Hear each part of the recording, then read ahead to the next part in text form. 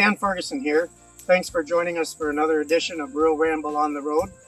Today we're going to look at alternative watering systems on pasture. A key component to any good pasture system is a good steady supply of water in a trough that isn't going to let us down. Today we're at South 50 Farm with Ian, who's going to explain his operation. Thanks for being here, Dan.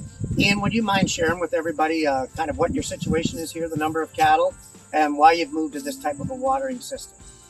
So we're running 120 cows, but we're also full grass-fed finished beef operation. So we have about 280 animals total out here. And we were always struggling with reliable water troughs. Cows would end up breaking them and we'd have mud everywhere. So we came up with wanting to find a better way, and we've come up with these tires. Got a load in from Alberta, and I think we're going to do a good job.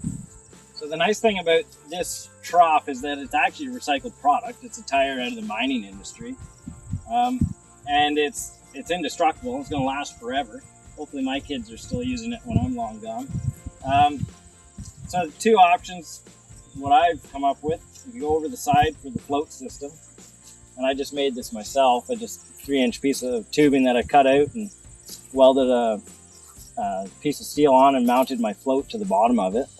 Then we filled the center in with concrete to plug it, but also I could have run the line in underneath and come up and mounted the float to that line and had it through the concrete.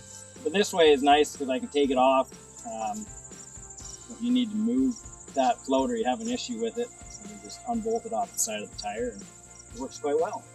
So this is just a close-up of how I did this piece of 3-inch tubing, 3-inch tubing. I cut the center bottom out of it, drilled a couple holes, welded nuts to it, piece of angle iron, welded my pipe onto here so it's not going to come off, and screwed the float into the bottom elbow and put it back down over the side, and tighten the bolt up. And